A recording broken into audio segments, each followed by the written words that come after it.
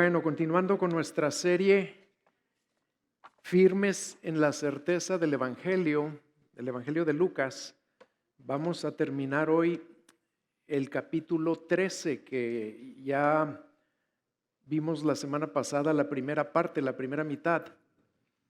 Y hoy vamos a ver el resto del capítulo. La semana pasada, si se acuerdan, hablamos de que el Rey nos llama a todos sin excepción, a arrepentimiento y libertad. ¿Por qué? Porque la Escritura afirma de una manera clara que no hay un ser humano que no peque. No hay justo delante de Dios, no hay buenos, ni siquiera uno. Todos pecamos y no alcanzamos la gloria de Dios. Y nos aclaró muy bien el Señor la semana pasada que si no nos arrepentimos, todos pereceremos, porque la paga del pecado es muerte y tormento eterno. Y también vimos que el verdadero arrepentimiento al que Cristo nos llama no es solo sentirnos mal por haber ofendido a Dios, ni el resolver, el prometer que ya no lo voy a volver a hacer porque es algo tan terrible lo que hice. Porque cuando hacemos eso estamos bajo un doble engaño. Recuerdan, estamos bajo el engaño de que somos menos malos de lo que en realidad somos. Y también estamos bajo el engaño de que nos podemos cambiar a nosotros mismos. Y por eso decimos, no lo vuelvo a hacer. Eso no es arrepentimiento, eso es un falso arrepentimiento. El verdadero arrepentimiento, dijimos, es reconocer y confesar todo nuestro pecado, lo interno y lo externo, lo que hicimos y por qué lo hicimos. Acuérdense de eso. En el arrepentimiento reconocemos y confesamos el qué y el por qué lo hicimos. Y nos volvemos a Cristo. Le damos la espalda al pecado y vamos a Él para encontrar ¿qué? Perdón, gracia y transformación. Y esta mañana veremos que el Rey Jesucristo nos revela varios aspectos importantes acerca de su reino, al cual por su gracia, hermanos, hemos sido trasladados los que ahora somos de Cristo. Por medio de la fe en Él ya somos ciudadanos de ese reino. El título de este mensaje es El Rey nos enseña acerca del reino y nuestro texto será Lucas 13 del 18 al 35. Vamos a leer la palabra de Dios. Lucas 13, 18 al 35. Entonces decía, ¿a qué es semejante el reino de Dios y con qué lo compararé? Es semejante a un grano de mostaza que un hombre tomó y echó en su huerto y creció y se hizo árbol y las aves del cielo anidaron en sus ramas. Y volvió a decir, ¿a qué compararé el reino de Dios? Es semejante a la levadura que una mujer tomó y escondió en 3 medidas de harina hasta que todo quedó fermentado. Pasaba Jesús por ciudades y aldeas enseñando mientras proseguía camino a Jerusalén. Y alguien le dijo, Señor, ¿son pocos los que se salvan? Y él les dijo, esforzaos por entrar por la puerta estrecha, porque os digo que muchos tratarán de entrar y no podrán. Después que el dueño de casa se levante y cierre la puerta, y vosotros estando fuera comencéis a llamar a la puerta diciendo, Señor, ábrenos. Él respondiendo os dirá, no sé de dónde sois. Entonces comenzaréis a decir, comimos y bebimos en tu presencia y enseñaste en nuestras calles. Y él dirá, os digo que no sé de dónde sois. Apartaos de mí todos los que hacéis iniquidad. Allí será el llanto y el crujir de dientes, cuando veáis a Abraham, a Isaac y a Jacob y a todos los profetas en el reino de Dios, pero vosotros echados fuera. Y vendrán del oriente y del occidente, del norte y del sur, y se sentarán a la mesa en el reino de Dios. Y he aquí hay últimos que serán primeros, y hay primeros que serán últimos. En ese momento llegaron unos fariseos diciéndole, sal y vete de aquí porque Herodes te quiere matar. Y él les dijo, id y decidle a ese zorro, yo expulso demonios y hago curaciones hoy y mañana, y al tercer día cumplo mi propósito. Sin embargo, debo seguir mi camino hoy, mañana y pasado mañana, porque no puede ser que un profeta muera fuera de Jerusalén. Jerusalén, Jerusalén, la que mata a los profetas y apedrea a los que les son enviados. ¿Cuántas veces quise juntar a tus hijos como la gallina a sus pollinos debajo de sus alas y no quisiste? He aquí vuestra casa se os dejará desierta y os digo que no me veréis más hasta que llegue el tiempo en que digáis, bendito el que viene en nombre del Señor. Este pasaje nos enseña tres cosas, tres aspectos importantes del reino. Y el primero es que nos enseña acerca del crecimiento y del poder del reino en los versículos 18 al 21. Como era su costumbre, el Señor vuelve a recurrir al uso de las parábolas para enseñar las cosas del reino de Dios. Y en los versículos 18 y 19 leemos la primera parábola donde les dice, ¿a qué es semejante el reino de Dios? ¿Y con qué lo compararé? Es semejante a un grano de mostaza que un hombre tomó y echó en su huerto, y creció y se hizo árbol, y las aves del cielo anidaron en sus ramas. Para captar el punto de esta parábola, y siempre que lean las parábolas, hermanos, recuerden que todas las parábolas tienen un punto principal que nos quieren comunicar.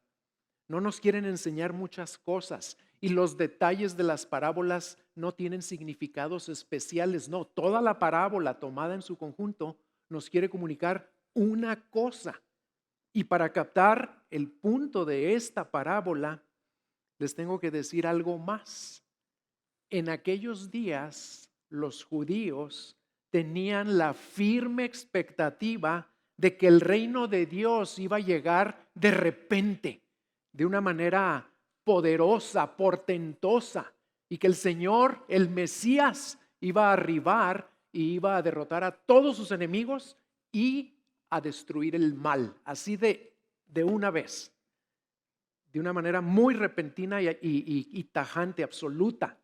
Pero lo que el Señor les está mostrando por medio de esta parábola los debe haber sacudido.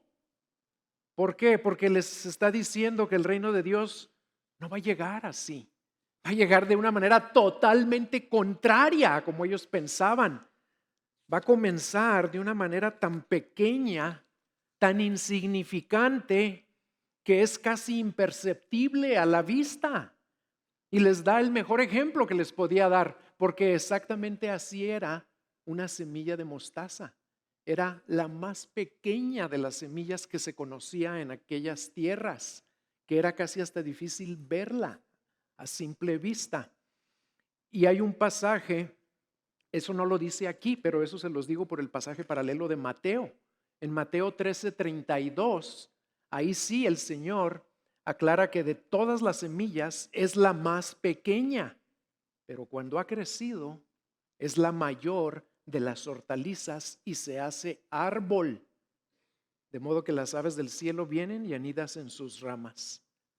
Lo que el Señor quiere que entiendan por medio de esta parábola es que el reino de Dios no va a llegar como ellos esperaban, sino de una forma que es muy fácil no darse cuenta o es muy fácil no darle importancia porque va a llegar de una forma muy insignificante, muy pequeña.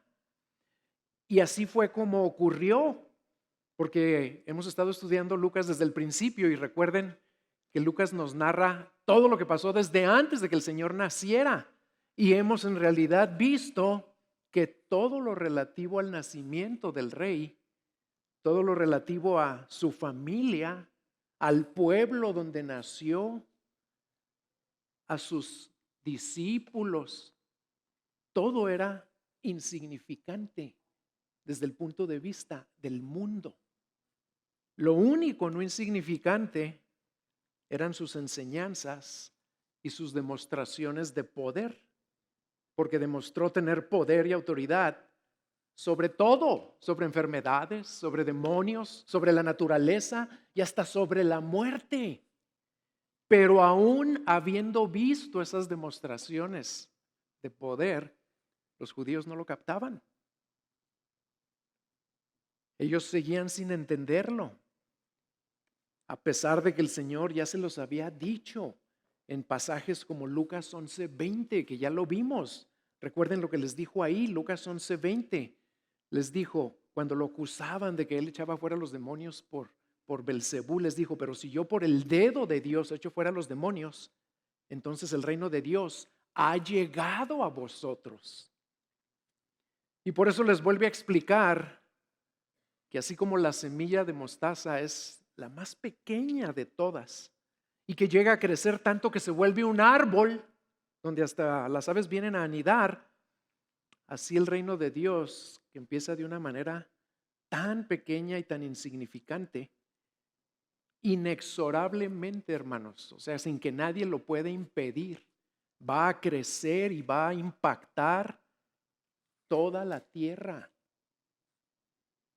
Así como al ver ese árbol que ahora es aquel granito, nadie pudiera imaginarse que ese árbol creció de un pedacito así de semilla que casi no se puede ni ver. Cuando el reino se manifieste y venga en todo su esplendor, la gente no va a concebir que haya empezado con un bebé que nació en Belén hace 2000 años. Lo que los judíos esperaban que llegara de repente, crecerá gradualmente hasta alcanzar una grandeza gloriosa cuando se cumpla lo que está escrito en Apocalipsis 11:15. El reino del mundo ha venido a ser el reino de nuestro Señor y de su Cristo, y Él reinará por los siglos de los siglos. Hacia eso está avanzando el reino de Dios, aunque nosotros no lo percibamos inicialmente. Y en los versículos 20 y 21 les cuenta otra parábola. Y les dice, ¿a qué compararé el reino de Dios? Pues es semejante a la levadura que una mujer tomó y escondió en 3 medidas de harina hasta que todo quedó fermentado. Así como la primera parábola tenía como intención darnos a conocer el contraste y lo que va a crecer el reino a pesar de haber iniciado de una manera tan pequeña, en esta parábola el punto que nos quiere enseñar el Señor es el poder transformador que tiene el reino. El Señor Jesús usó aquí, y es interesante notar que usó una cantidad muy grande de harina. Usó casi 50 libras, esos son 3 medidas de harina, como 20 y tantos kilos. Y lo usó así para también explicar que con que le ponga uno poquitita levadura, aún a una cantidad tan grande de masa, esa pequeña levadura, esa pequeña cantidad de levadura va a penetrar toda la masa hasta que toda se fermente. La levadura también hay que notar que obra de una manera invisible y silenciosa. Obra desde adentro hasta que lo afecta todo. Y así sucede con el reino de Dios, que por el poder del Evangelio de Cristo penetra y transforma corazones de personas y produce un efecto en todas las áreas de la vida de aquellos en los que penetra. Y al igual que con la semilla y con la levadura, esto ocurre de manera misteriosa, hermanos, de manera silenciosa y a veces hasta imperceptible. Así es como avanza el reino de Dios. Va transformando vidas de hombres y de mujeres, unos por aquí, otros por allá, unos de una manera, otros de otra manera, pero continúa avanzando y teniendo un efecto muy vasto, un efecto profundo en las vidas de aquellos que transforma. Y estas parábolas, hermanos, nos deben ayudar a tener siempre presente que nunca debemos subestimar el poder del Evangelio para cambiar vidas y para avanzar el reino de Dios en todo lugar. Aquí en Juárez está avanzando el reino de Dios todo el tiempo, aunque ustedes y yo no lo veamos. En México está avanzando el reino de Dios. En todo el mundo está avanzando. Nunca subestimemos el poder que tiene el Evangelio para avanzar el reino de Cristo. Pero también les quiero recordar otra cosa. Nunca subestimen el poder de Cristo y de su palabra para seguir penetrando y transformando tu vida. Y sobre todo en aquellas áreas en las que tal vez ya creíste la mentira de que nunca vas a cambiar. ¿Por qué? Porque el Señor, por supuesto que te puede y te va a cambiar. Ya prometió que el que comenzó en nosotros la buena obra, la llevará a cabo, la terminará hasta el día de Jesucristo. Hay que creerle al Señor, que su palabra tiene poder para llevar a cabo aquello para lo cual la envía. Y aquí es interesante también recordar cuando leemos la Biblia, es relevante recordar cuando leemos la Biblia que a veces leemos cosas aparentemente muy sencillas, muy entre comillas, insignificantes o muy simples y no le ponemos la importancia y la fe a la palabra de Dios que estas parábolas nos exhortan a darles. Por ejemplo, cuando alguien está lleno de amargura y de rencor hacia otra persona porque lo ofendieron, y la palabra claramente dice que la solución es perdonar. Perdona a los que te ofenden y eso te va a liberar de tu amargura y te va a restaurar el gozo del Señor. Hemos hablado muchas veces con personas que simplemente no lo creen, que no pueden concebir que con solo perdonar puedan ellos recibir una libertad y una paz y una bendición tan grande. Hay muchos ejemplos cuando el Señor nos dice que a nadie le paguemos mal por mal, sino que hagamos el bien.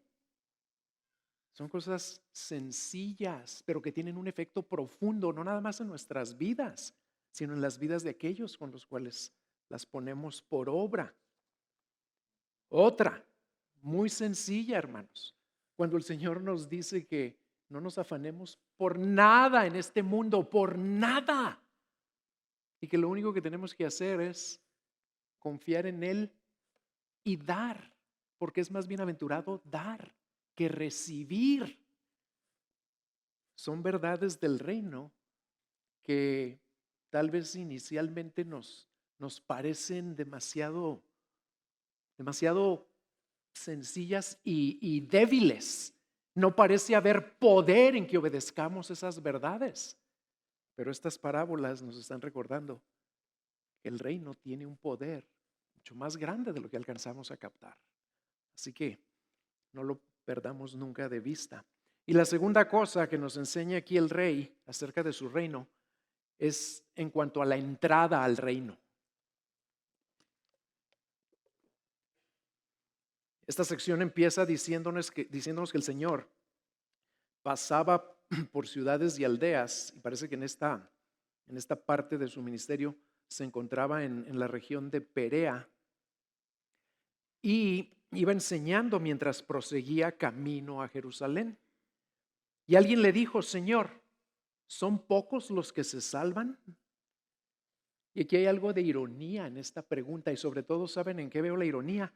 En la manera, en el orden en el que Lucas coloca las cosas, porque primero nos dice, el Señor iba ¿a dónde? Camino a Jerusalén. Y luego alguien le pregunta: Señor, ¿son pocos los que se salvan?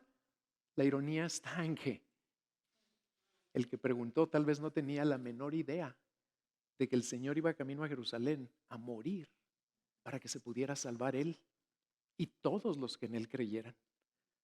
Y al igual que con los que le comentaron otra cosa al principio del capítulo, que lo vimos la semana pasada, ¿se acuerdan?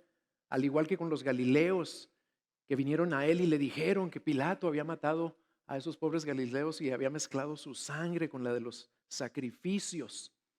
¿Y que qué querían? ¿Recuerdan qué era lo que querían cuando le hicieron ese comentario?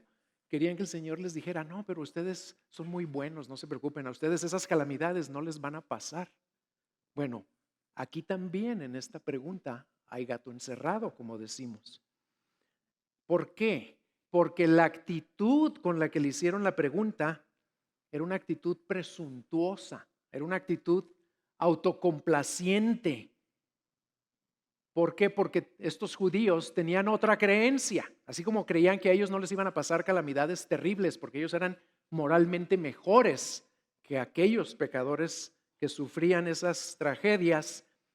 También creían que todos los judíos se iban a salvar, con la excepción de ¿quién creen?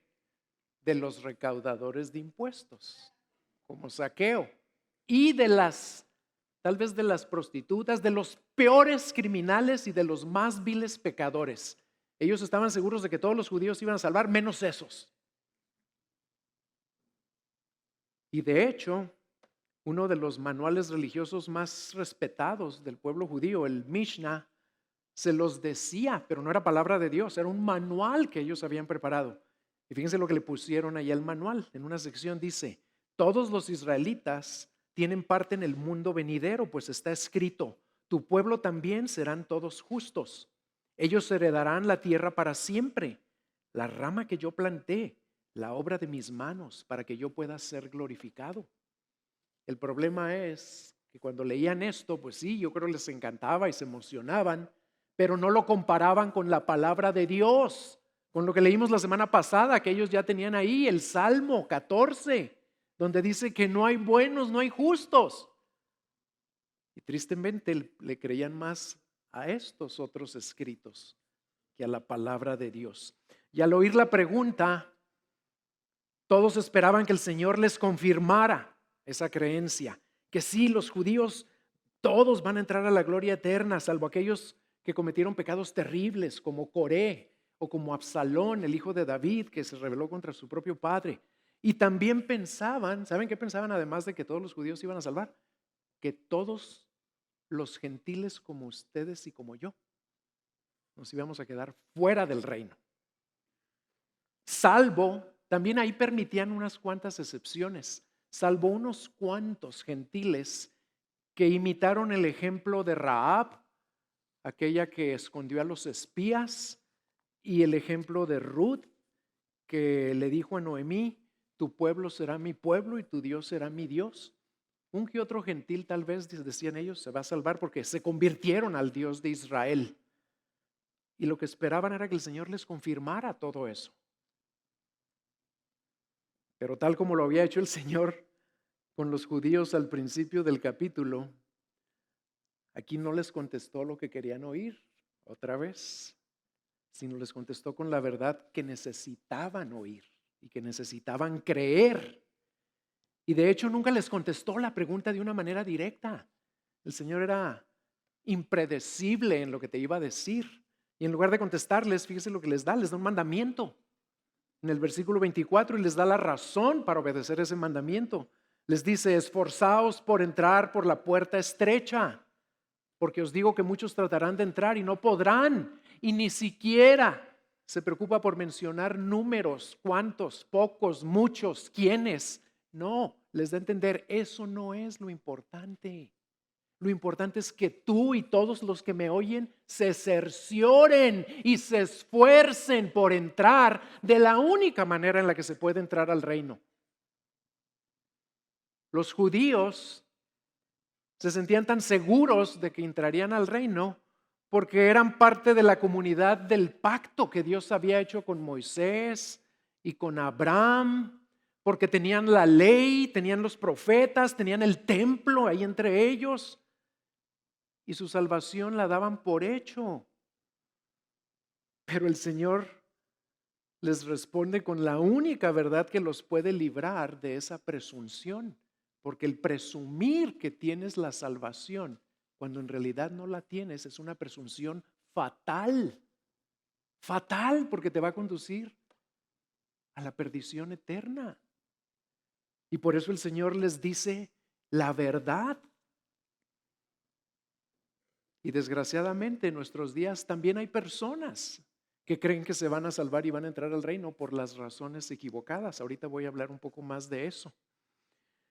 Lo primero que nos debe quedar bien claro aquí es que el Señor no está implicando, porque ¿qué palabra usó? Esforzaos, les dice. Pero que quede claro, hermanos, no está implicando que esforzaos ¿Quiere decir que la salvación se gana por medio de esfuerzo humano, de obras humanas, de mérito humano? No, la salvación ya sabemos que es solo por gracia, por medio de la fe. Efesios 2, 8 y 9. Ahí lo repasan después y hay muchos otros versículos que aclaran eso. Pero esforzaos implica que aún tener fe o creer en Jesús es algo difícil que demanda nuestro mejor esfuerzo interno. Acuérdense que al Señor lo que le importa es lo de adentro, porque cuando lo de adentro está bien, lo de afuera también lo estará. Y a la luz de lo que está en juego aquí, lo que estaba en juego era el destino eterno, en gloria o en tormento, a la luz de que esa eternidad es final, es irreversible. No podemos, está dando a entender el Señor, no pueden ustedes escatimar ningún esfuerzo para asegurarse de que pueden entrar por la puerta estrecha. Alguien lo expresó así: no somos salvos por nuestro esfuerzo, pero no creeremos sin esfuerzo. ¿Por qué se requiere esfuerzo? Pues porque la puerta es estrecha. Y solo los que se esfuerzan podrán entrar. Pero recuerden, no es esfuerzo físico, no es esfuerzo de obras, es esfuerzo de creer. No hay que hacer nada, solo hay que creer en Cristo, poner nuestra fe solo en Él. Y cuando el Señor les decía que muchos tratarán de entrar y no podrán, estaba implicando que muchos, la mayoría, ahí ya les estaba dando la respuesta, la mayoría se van a perder, porque muchos tratarán de entrar y no podrán. Ahora, no podrán porque la puerta requiere una postura humilde. Fíjense qué es lo que hace que la puerta sea estrecha. La puerta requiere que tengamos una postura humilde para deshacernos de todo aquello que nos impida entrar y para agacharnos y apretarnos por puertas estrechas. O te agachas o te aprietas o no entras. Y eso requiere humildad. Requiere hacer a un lado todo lo que yo pensaba que me iba a ayudar a entrar. Para entrar, no llevando absolutamente nada en mis manos, nada mío en mis manos, sino solamente mi fe en Cristo. Por eso es estrecha, porque no hay nada ni nadie que te pueda ayudar o que pueda contribuir para hacer más fácil tu entrada al reino. Solo Cristo y solo la fe en su sangre. Y también nos debe quedar bien clarito aquí que la puerta es el Señor mismo. Él ya se los había dicho, a veces de una manera muy clara y a veces de maneras indirectas. En Juan 10:9, Él dijo: yo soy la puerta, si alguno entra por mí será salvo, y entrará y saldrá y hallará pasto. Y luego, ahí lo dijo de manera directa, pero en Juan 14:6 lo dijo de manera un poco más indirecta, un versículo que todos sabemos: yo soy el camino y la verdad y la vida, y nadie viene al Padre si no es por mí. Esa es la puerta, Él, y creer en Él, nada más, y creer en los méritos de Él, nada más. Y tanto la mayoría de los judíos a los que Jesús les habló, como la mayoría de las personas de nuestros días, rechazan o deciden no creer que así de estrecha es la puerta. Batallan porque no están dispuestos a humillarse y a aceptar que se deben deshacer de sus propios méritos, de lo que ellos ya han hecho para merecer entrar o para ayudarle poquito al Señor a meterlos.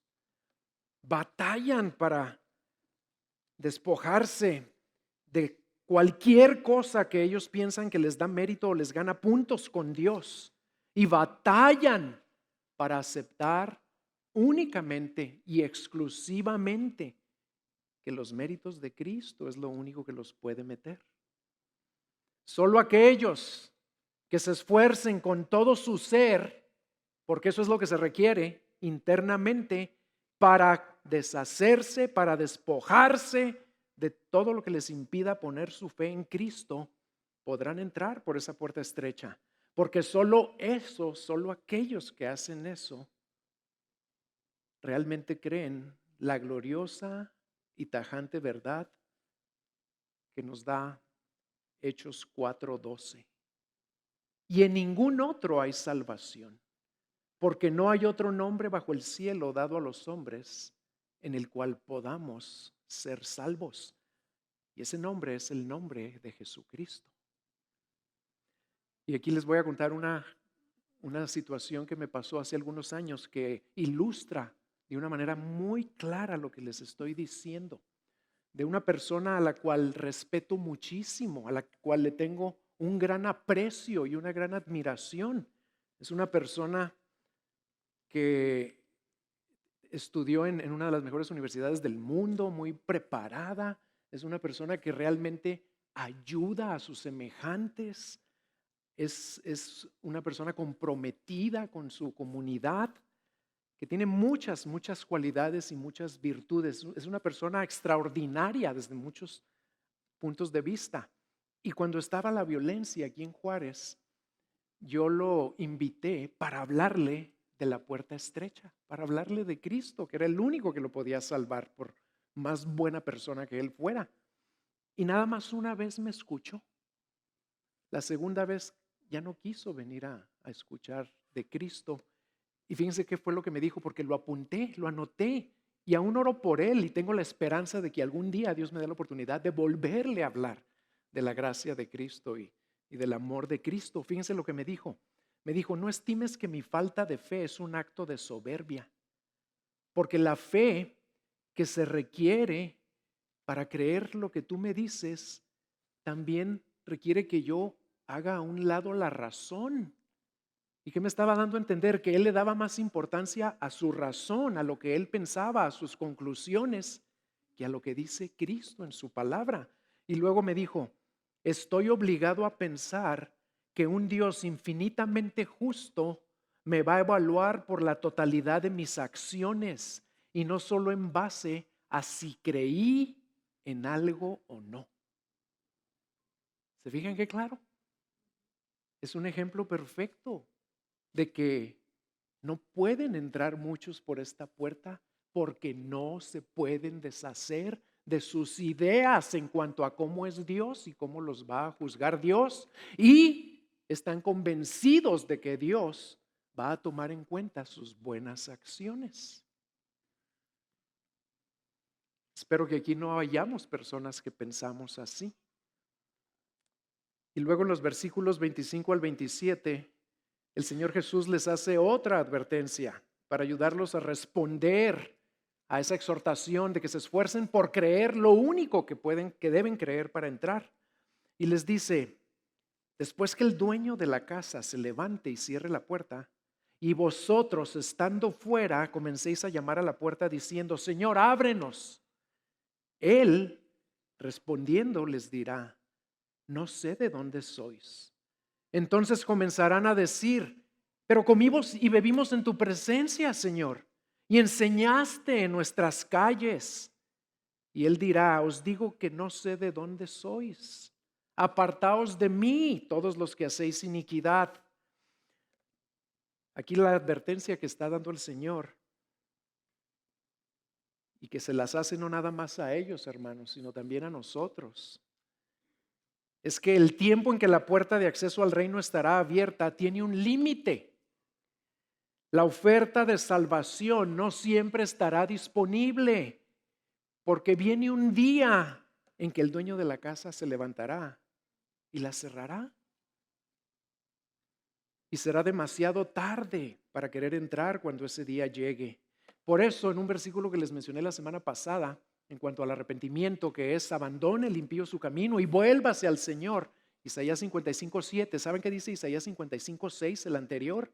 Habla precisamente de esto, de que habrá un límite para poder entrar al reino, para poder recibir esa salvación y responder a la invitación de Jesucristo.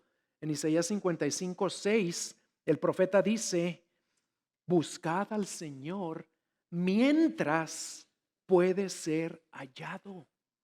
Llamadle en tanto que estás cerca, porque viene un día en que ya no podrá ser hallado por los que lo buscan y por los que no entraron cuando tuvieron la oportunidad y quieren entrar cuando la oportunidad ya no existe, porque la puerta ya se cerró.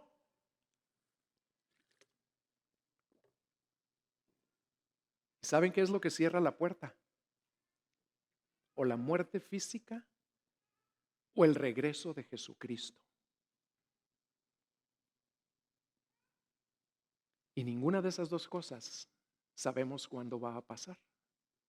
Por eso es la urgencia. Por eso el Señor les dice, esfuércense. Y es interesante notar que el verbo esfuércense lo usa en tiempo presente, como diciéndoles, esfuércense ahorita que pueden.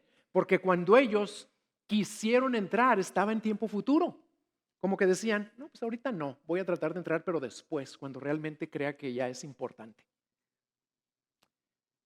Y aquí lo que les quiero decir, sobre todo a los que no han entrado, hermanos o amigos, porque ustedes todavía no son hermanos, y lo digo con respeto,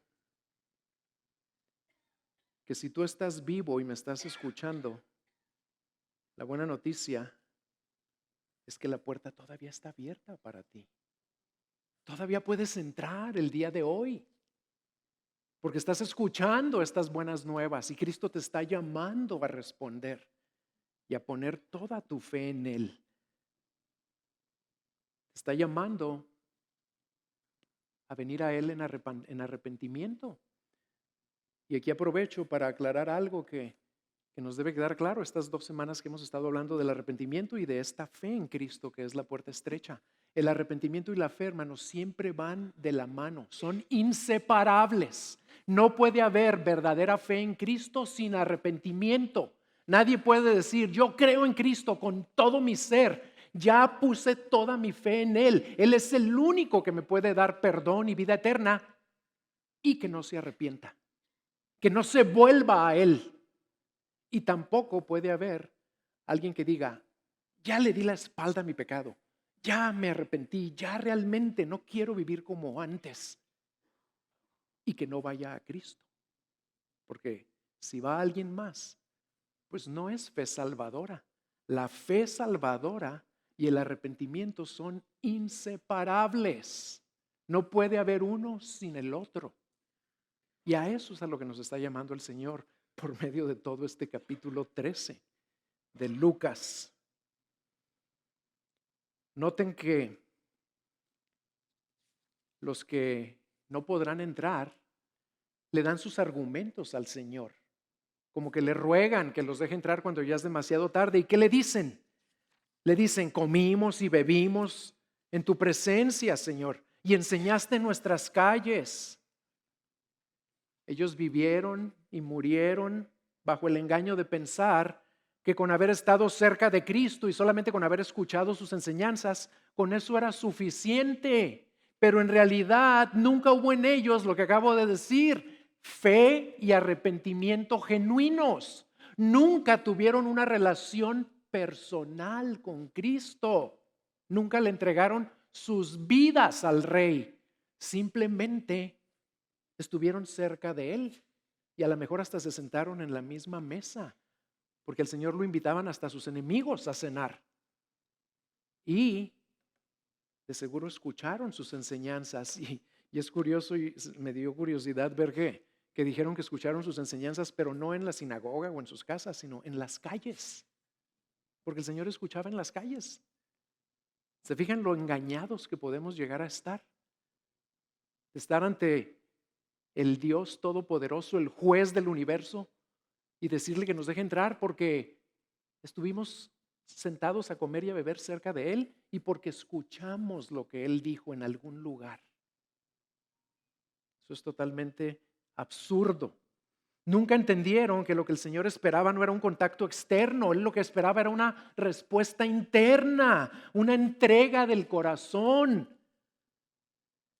que los llevara a seguir al Rey, amar al Rey, vivir para el Rey. Pero como nunca hubo esa respuesta del corazón, Nunca existió esa relación personal, pues el Señor les tiene que responder de una manera muy tajante. Y vean lo que les dice, no nada más les dice, no los conozco, era lo que yo esperaba, que les dijera, no los conozco. Pero ¿qué les dijo? No sé de dónde sois. ¿Saben qué les está dando a entender? Ustedes para mí son unos totales extraños. Largo de aquí, porque además son hacedores de maldad. Así le va a responder el Señor a los que rechazan su evangelio o a los que quieren entrar con sus propios méritos o por sus obras. Y luego en los versículos 28 al 30 el Señor agrega que allí será el llanto y el crujir de dientes cuando veáis a Abraham, a Isaac, a Jacob y a todos los profetas en el reino de Dios, pero ustedes se queden fuera. Estaban totalmente engañadas esas personas, pensando que con decirle eso al Señor, Él les iba a abrir la puerta, iba a cambiar de idea y los iba a dejar entrar. Pero déjenme hablarles aquí a algunos jóvenes de nuestra iglesia, que tristemente también están así de engañados.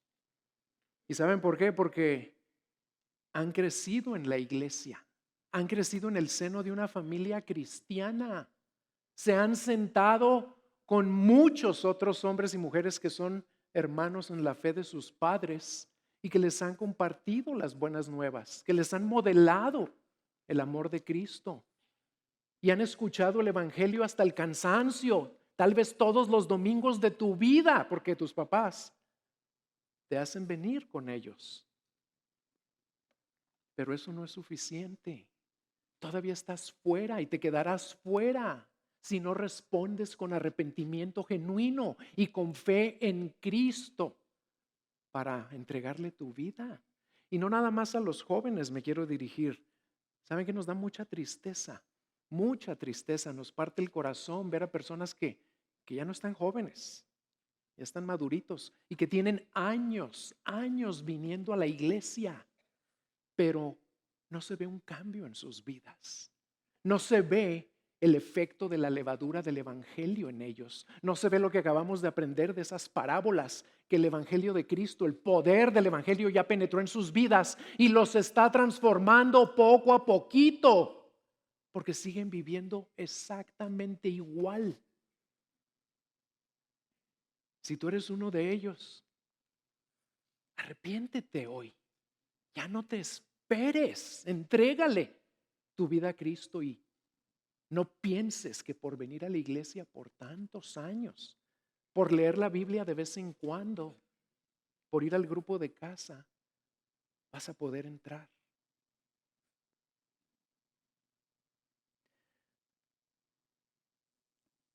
Al final del versículo 30, me encanta lo que dice ahí, porque cuando les dijo que va a haber lloro y crujir de dientes a los judíos cuando vean que ahí están Abraham, Isaac, Jacob, los profetas, o sea, los israelitas que sí creyeron en Cristo. Porque recuerden que en el Antiguo Testamento la gente se salvaba igual que en el Nuevo Testamento, solo por la fe en Cristo, pero la fe en el Antiguo Testamento era una fe hacia el Cordero de Dios, hacia el Rey que vendría en el futuro. Y nuestra fe después de la cruz es una fe hacia algo que sucedió en el pasado, pero la manera de entrar, la puerta es la misma. La puerta no se hace ancha nunca. Sigue siendo Cristo nada más y la fe en Él. Pero me gusta que aquí menciona, después de judíos que sí creyeron, menciona a gentiles. Y esos somos nosotros, hermanos. Y gentiles que van a estar en el reino de Dios, dice ahí, sentados a la mesa con el Rey del oriente, del occidente, del norte y del sur. Nosotros venimos y vamos a ir allá del occidente, porque estamos al occidente de Israel. Y eso somos por la gracia y la bondad y la misericordia de Dios. Somos ustedes y yo, si ya somos de Cristo. En su amor nos incluyó en el reino. Y estas palabras les deben haber caído como balde de agua helada a los judíos. Porque en primer lugar, fíjense cómo les reventó su burbujita. En primer lugar, les declara que muchos de los que se sentían muy seguros, de tener entrada al reino van a quedarse afuera. Y en segundo lugar, muchos de los que ellos estaban seguros de que nunca iban a entrar, van a estar bien sentaditos ahí con el Señor. ¿Por qué? Porque si estamos en Cristo ahora, como dice Gálatas 3:29, somos descendencia de Abraham y herederos según la promesa.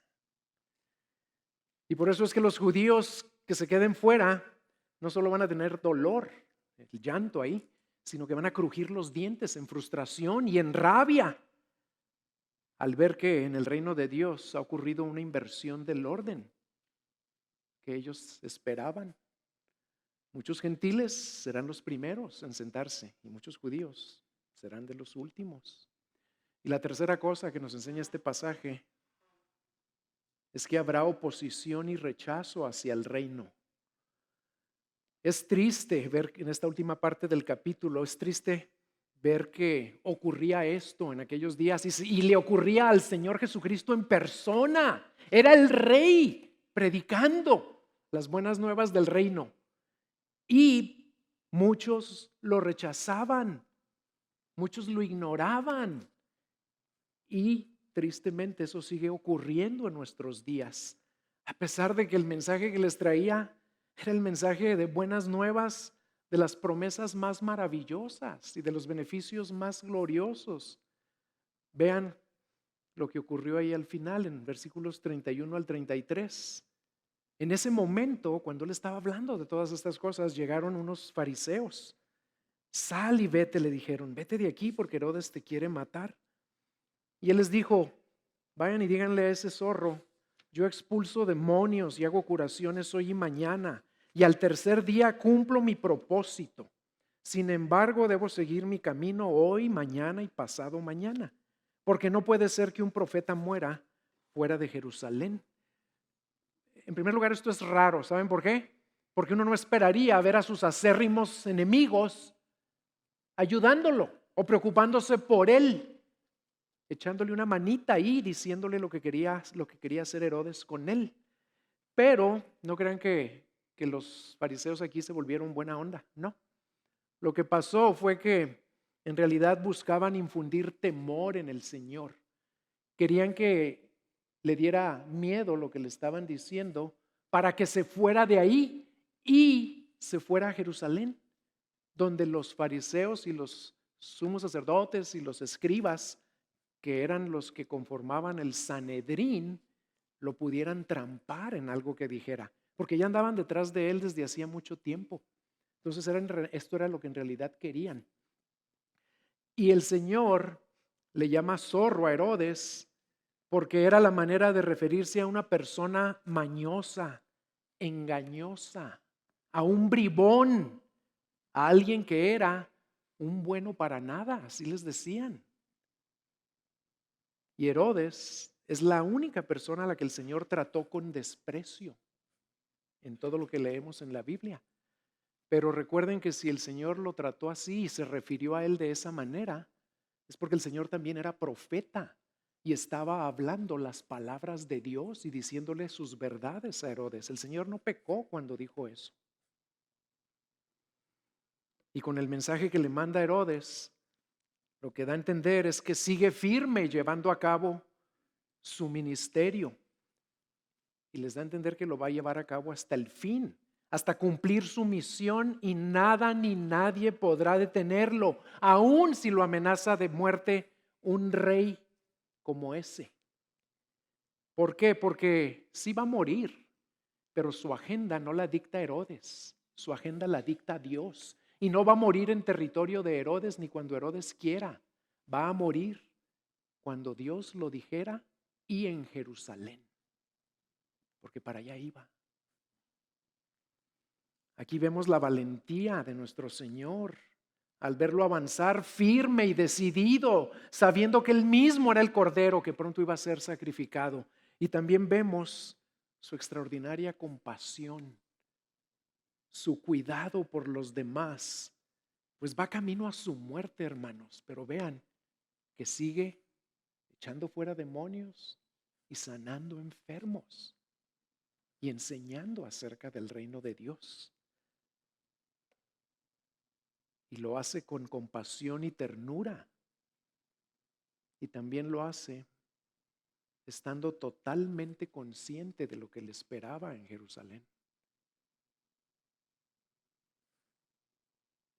Yo no podría hacer eso y ninguno de nosotros podría.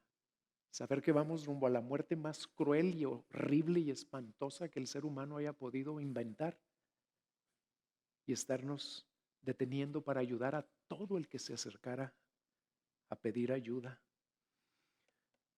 Y luego usa una conmovedora analogía en la que expresa su intención para con su pueblo. En el versículo 34 dice: Jerusalén, Jerusalén, la que mata a los profetas y apedrea a los que le son enviados. ¿Cuántas veces quise juntar a tus hijos como la gallina a sus pollitos debajo de sus alas y no quisiste? Esta metáfora de las alas de un ave representa el tierno cuidado de Dios y se usa mucho en el Antiguo Testamento. Y cuando el Señor les dijo esto, es muy seguro que a las mentes de los judíos que lo estaban escuchando, de inmediato vino el cántico de Moisés, porque ahí fue donde se usó por primera vez esta metáfora de las alas, de venir a las alas del Señor. En Deuteronomio 32, 10 y 11 dice: lo encontró, hablando del cuidado que tuvo por su pueblo, dice, lo encontró en tierra desierta, en la horrenda soledad de un desierto. Lo rodeó, cuidó de él, lo guardó como a la niña de sus ojos, como un águila que despierta su nidada, que revolotea sobre sus polluelos, extendió sus alas y los tomó, los llevó sobre su plumaje.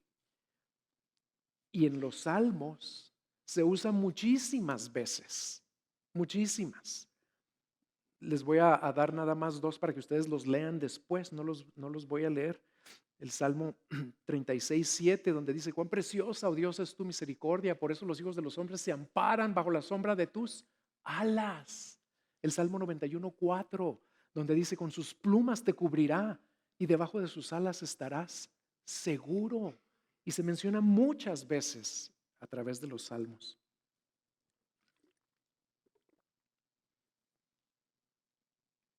¿Y qué encontramos bajo las alas del Señor? Porque el Señor estaba anhelando que Jerusalén respondiera y que dejaran que Él los cubriera, porque bajo sus alas encontramos sustento, cuidado, seguridad, esperanza.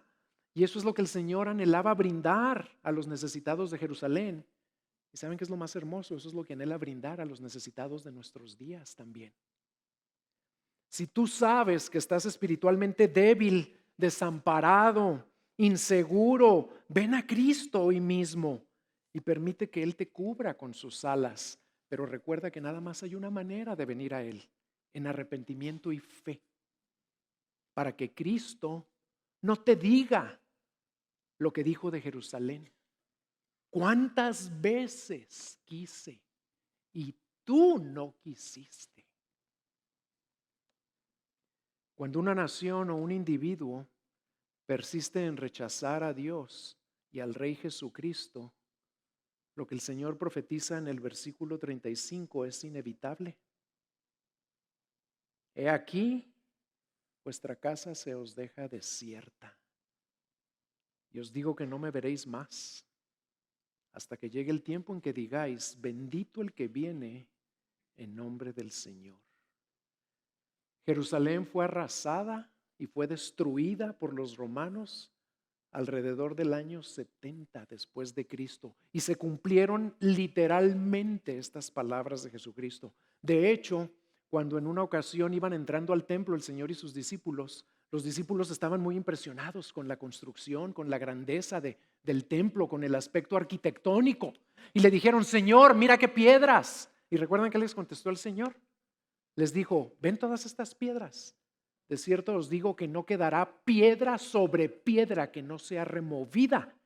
Y eso se cumplió cuando los romanos arrasaron Jerusalén en el año 70. Destruyeron todo. Y el templo lo destruyeron a tal grado que movieron piedra de piedra. porque lo que leí es que les habían dicho que había tesoros escondidos en algunas de las paredes de los muros, así que quitaron piedra por piedra y se cumplieron total y cabalmente las palabras del Señor. Y lo que está diciendo aquí el Señor cuando dice que no me verán más hasta que digan bendito el que viene en nombre del Señor, son palabras del Salmo 118, versículo 26, y se refieren a la segunda venida, cuando el Rey regrese en gloria y en esplendor. Y entonces, no solo Jerusalén, sino toda lengua confesará que Jesús es el Señor, para la gloria de Dios Padre. Pero si tú esperas hasta que llegue ese día para querer entrar al reino, pues te recuerdo que será demasiado tarde. Hazlo hoy, esfuérzate hoy, créele hoy, responde hoy, mientras la puerta todavía está abierta. Y ahora a los que ya estamos en Cristo, hermanos, a los que por su gracia ya entramos a través de la puerta estrecha por medio de la fe en Jesús, les voy a decir que la aplicación principal de este mensaje creo que es esta. El Señor Jesucristo sigue amando y llamando a los perdidos a venir a Él, así como muchas veces quiso que Jerusalén viniera a Él. Él sigue con su intención de que ninguno se pierda y de que todos procedan al arrepentimiento. Pero ¿saben cómo llama a los perdidos en nuestros días? Los llama por medio de ustedes y de mí. Ya no está Él aquí físicamente para hacerlo. Ahora lo hace a través de nosotros, que somos sus discípulos, que somos su cuerpo, que somos su voz, sus manos, sus pies. Nosotros somos los únicos que realmente creemos todas estas cosas, del poder del reino, de la puerta estrecha, de que habrá un límite y se cerrará. Somos los únicos que lo creemos con todo nuestro corazón. Y a lo que nos llama este mensaje es a responder, llevando el mismo mensaje de Cristo a aquellos que están perdidos a nuestro alrededor. Pero nos llama a llevarlo con pasión por Cristo, que ya tuvo misericordia de nosotros, y también con compasión por los perdidos. Y nos llama a llevar ese mensaje sabiendo y creyendo que al hacerlo no vamos solos, porque el Rey va con nosotros, pues ya prometió que va a estar con nosotros todos los días hasta el fin del mundo. Y nos llama a llevar ese mensaje sabiendo y creyendo también que no lo vamos a hacer en nuestras propias fuerzas, sino en el poder de su Espíritu que ya vive adentro de cada uno de ustedes, si ya son de Cristo. Y nos llama, hermanos, a llevar este mensaje sabiendo y creyendo que ese mensaje es el poder de Dios para salvación a todo aquel que cree, a judíos, griegos, mexicanos, rusos, chinos, todos. ¿Lo creen? ¿De todo corazón lo creen? Los que se lo creen, pónganse de pie y vamos a orar.